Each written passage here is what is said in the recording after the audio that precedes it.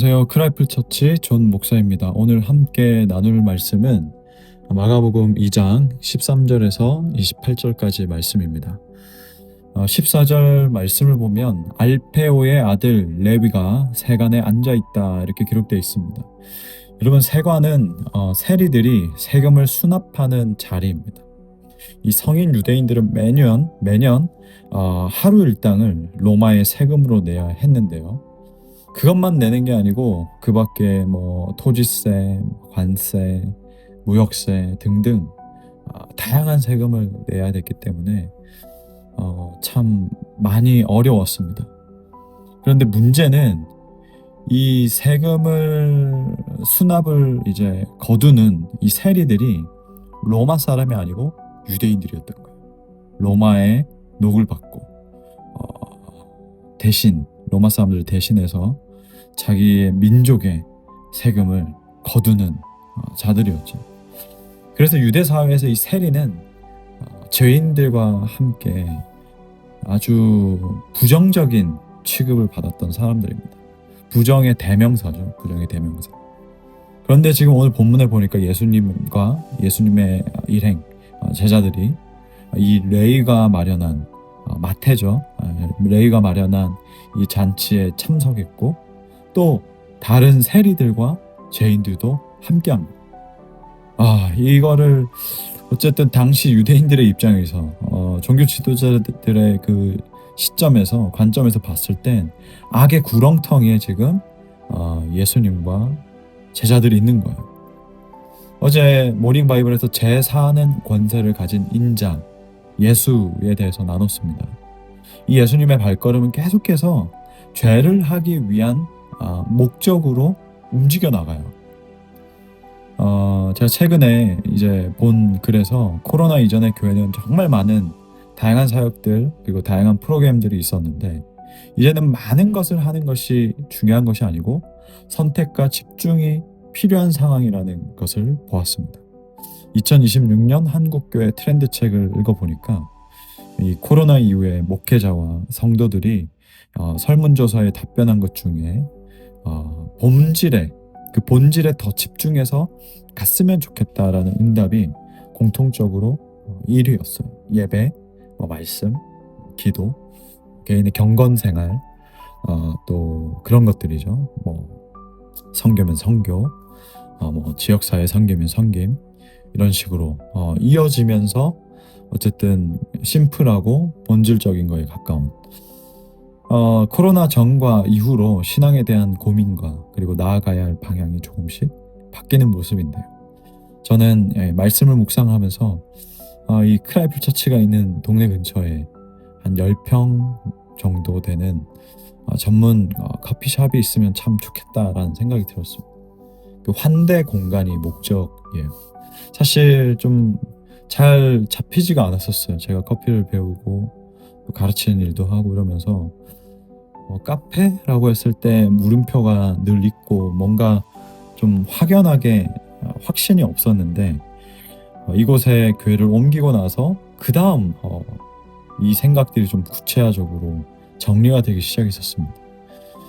환대 공간의 목적으로 사실 교회 예배 장소와 또 이런 기능을 담당하는 장소는 분리가 되면 좋지 않을까라는 생각을 제가 예전부터 했습니다. 실제로 이전에 섬겼던 교회에서 교회 안에 카페가 아니라 교회 밖에 어딘가 그래도 한 100m, 200m 떨어진 곳에 아예 따로 카페가 있는 그런 공간도 제안도 했었고 했는데 교회 안에 있는 카페는 가기가 쉽지 않지만 이 독립된 카페는 자유롭게 출입할 수가 있잖아요. 이 동네에 환대할 수 있는 장소가 필요하다는 생각이 계속 들었습니다. 오가면서 사람들을 보면서 그리고 이것은 제 개인적으로도 그렇고 사역적으로도 죄인, 여기서 제가 말씀드린 죄인은 아직 예수 그리스도를 모르거나 믿지 않는 자들입니다. 우리도 부족하고 연약한 사람들이죠. 어쨌든 이 믿지 않는 자들을 어떻게 하면 접촉할 수 있을까? 예수님께서 함께 식탁에서 먹고 마신 것처럼 그런 고민에서 비롯된 것입니다. 이미 몇몇 공동체나 목회자들 혹은 성도들 중에 아주 모델로 삼아도 될 정도로 잘하고 있는 분들도 있습니다. 지혜가 그 어느 때보다 필요한 것 같습니다. 여러분 함께 기도해 주시면 감사하겠어요. 그런데 이것을 가지고 오늘 본문에 보니까 또 종교 지도자들이 부정하다고 시비를 걸어요. 15절 말씀에 보니까 집에 앉아 잡수실 때에 많은 세리와 죄인들이 예수와 그의 제자들과 함께 앉았으니 이는 그러한 사람들이 많이 있어서 예수를 따름이러라. 제가 좋아하는 영화 중에 심야 식당이 있습니다. 식당의 그 마스터, 식당 주인이죠. 마스터의 이 전직 삶은 모르겠는데 생김새를 보면 얼굴에 칼자국도 있고 정말 야쿠자 두목 같은 그런 포스입니다. 차분하게 이야기하고 묵묵하지만 근데 이분의 요리 실력이 기가 막히게 뛰어나요. 메뉴에 없는 음식도 가끔 내놓습니다.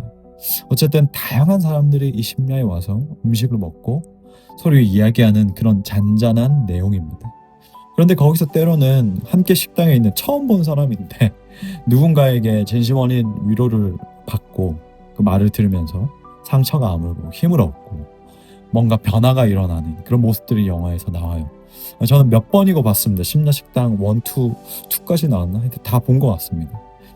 예수님의 중요한 사역 중 하나는 함께 먹고 마심입니다. 사실 예수님 안에서 나누는 식탁과 잔치 그리고 이 안식 평안은 메시아의 대표적인 특징입니다. 메시아가 임재했을 때 일어나는 대표적인 특징들입니다. 저는 제자 훈련의 핵심은 함께 먹고 마시고 마음을 나누고 그러면서 삶에서 자연스럽게 겹겹이 쌓아가는 시간이 하지 않을까라는 생각을 늘 하고 있습니다. 정해진 챕터 1부터 뭐 12까지 혹은 뭐 1학기, 2학기 나눠서 1년 동안 제자 훈련 받고 제자 훈련 받은 사람 사역 훈련 받고 물론 그렇게 체계화하는 훈련도 너무 필요하고 귀한데 진짜 제자 훈련의 핵심은 그건 거지 않을까라는 생각을 늘 하고 있습니다. 22절 말씀도 계속해서 보시죠. 새 포도주를 낡은 가죽 부대에 넣는 자가 없나니 오직 새 포도주는 새 부대에 넣느니라. 예수님은 새 시대를 열고 새 질서를 세우신 분입니다. 그래서 그분 안에서 사람들은 하나님께서 본질적으로 뜻하신 그 바는 온데간데 없고 종교 지도자들이 만들어낸 껍데기뿐인 아주 족쇄처럼 만들어낸 그 율법을 초월해서 참 기쁨과 안식을 누리게 됩니다. 여기서 오해할까 봐 그런데 율법이 나쁘다는 게 아니에요. 사람들이 그 율법 하나님께서 주신 그 말씀에 더해서 하나님의 정신 그 본질 뜻이 아니라 종교 지도자들이 사람들이 만들어낸 허울뿐인 그 껍데기를 제가 말하는 겁니다. 그리고 금식 논쟁도 나오죠. 본문에서. 예수님께서 이렇게 말씀하셔요. 혼인집 손님들이 신랑과 함께 있는데 금식할 수 있겠느냐고 말을 해요. 즉 새 시대가 열리고 새 질서가 세워졌는데 기뻐할 때가 있고 슬퍼할 때가 있는데 그 분위기 파악 좀 하라는 거예요. 껍데기만 남은 옛 시대의 가치관과 간습으로는 이 역동하는 아주 정말 그 뭐라고 표현해야 되죠? 어쨌든 이 생명이 파릇파릇하게 이 역동하는 몸부림치는 이 새 시대를 감당할 수가 없다라는 거예요. 그렇죠. 감당할 수 없죠. 더 이상 그 종교 지도자들이 사람들이 오랜 세월 동안 만들어낸 껍데기 가지고는 이 사람들을 가둬둘 수가 없는 거죠. 교회 안에 시스템이 있고 조직이 있고 각 교회마다 해왔던 어떤 간섭이 있었겠지만 좋은 것은 남겨두더라도 더 이상 작동되지 않는 것은 계속 점검해서 그 껍데기를 버릴 줄도 알아야 합니다. 헌 가죽 부대는 새 포도주를 넣었을 때 감당하지 못합니다. 발효가 되면서 가스가 팽창하면서 헌 부대는 곧바로 터져버리기 때문입니다. 그래서 새 포도주를 새 부대에 담는다라고 예수님께서 말씀하신 거예요. 공동체도 그렇고 개인의 신앙생활도 그래요.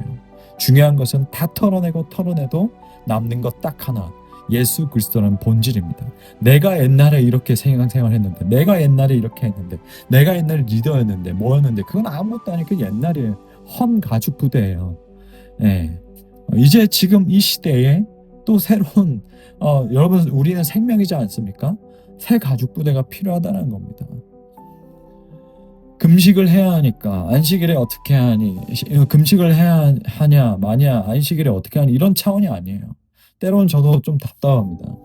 생각한 것들에 있는데 이것을 구체적으로 어떻게 적용해서 눈에 보이는 것을 만들 수 있을까? 그러나 지금까지 사람들이 해왔던 신앙생활의 관성은 있고 그 모습은 있고 그 관습은 있고 그게 참 깨부수기가 참 쉽지가 않더라고요. 어쨌든 그분 안에서 우리는 허락된 자유함을 가지고 우리는 악용하는 것이 아니고 이용하는 것이 아니고 더 우리는 질적으로 성장해서 금식해야 할 때는 하고 잔치자리처럼 기뻐해야 할 때는 기뻐하고 오직 그분만을 기준 삼아 이 땅에서 살아가는 동안 하나님 나라를 살아갈 수 있는 저와 여러분이 되기를 주님의 이름으로 축복합니다. 아멘. 기도하겠습니다. 하나님 아버지, 새 시대와 새 질서를 열으신 그 주님을 기준 삼아서 그 주님 안에서 우리가 자유함으로 또 살아가기를 원합니다. 또한 이미 임한 이 하나님 나라, 아직 완성되지 않은 그 나라지만 그 하나님의 나라를 이 땅에서 살아가게 해주시고 몸부림치게 해주시고 정말 이 땅에서 하나님 나라를 누리면서도 신앙생활 할 수 있도록 우리에게 기쁨과 참된 평안과 안식들을 허락하여 주기를 간절히 원합니다. 예수님의 이름으로 기도합니다. 아멘.